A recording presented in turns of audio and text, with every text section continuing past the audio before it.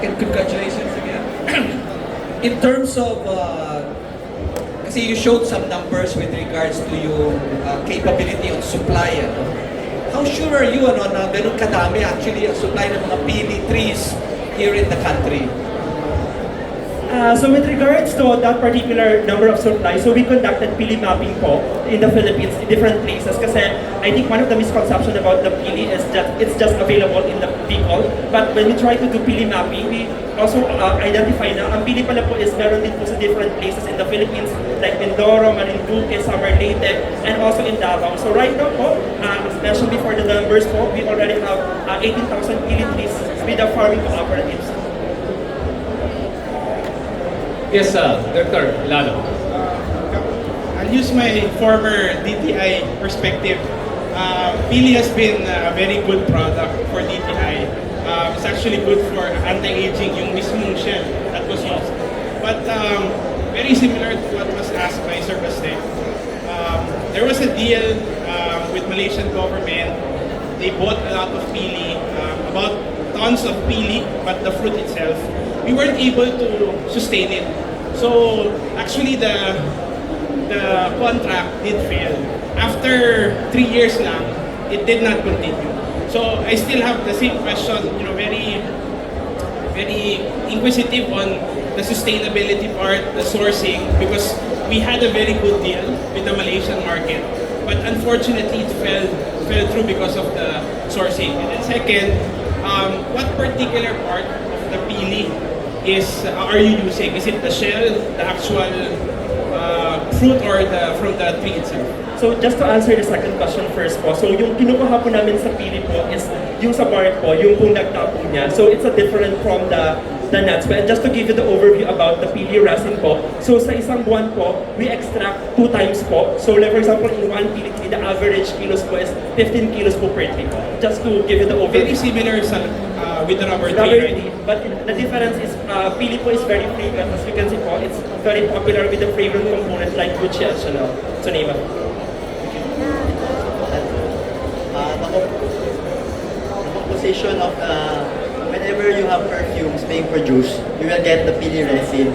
90% of those is waste, and 10% are used for essential oils.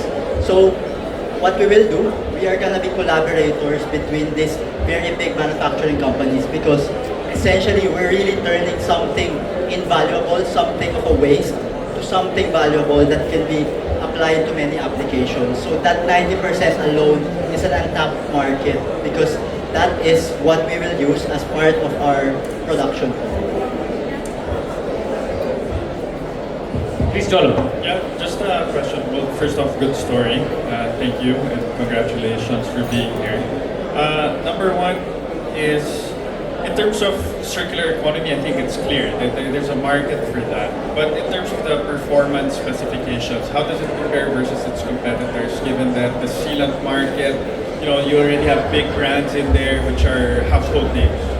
As well, like, just to give you an example of a very niche market, like aviation, also aviation, we have a certification for Airbus and Boeing, and I think it's a reflection and also a proven record that our product is very competitive in terms of the performance because aviation industry has a stringent regulation. So having the certification is a proof for the performance of our product. And also in the defense sector, as mentioned before, we have also proven the military standard that our product can adapt to the military standard based on the Department of National Defense. Paulo, yes. The way I see it in terms of how the focus of the product and how the company can grow, potentially 2 ways, right? Either you build around the whole pili nut industry or you build around the sealant kind of aspect, right? And if you were to choose between the two, like to spend let's say the 1 million pesos, like where do you allocate your resources to grow? Like what would be, I guess long term as well, what would you plan? I think the focus for the initial pilot is of course to select what kind of pilot are we looking at. If we're talking about the second pilot that Mark showed, which is for packaging, then definitely that provides an opportunity for us to tap into a low-risk market in terms of the feasibility of the sealant against what can happen because the first pilot I would assume that will involve a lot of rigorous testing before you actually actually put it on underground fuel tank. But because 1 million is very is not will not cover the pilot plus the testing, then definitely will focus on low-hanging fruits and build from that to get additional customers in the packaging and plastic industry in the Philippines. Quick follow-up on the say exporting the sealant or getting its usage outside of the Philippines. What do you foresee as the biggest challenge for you guys in exporting this product? We would love for them to answer that, but unfortunately they are out of time. And with that, a round of applause. Thank you so much. And he's sealed.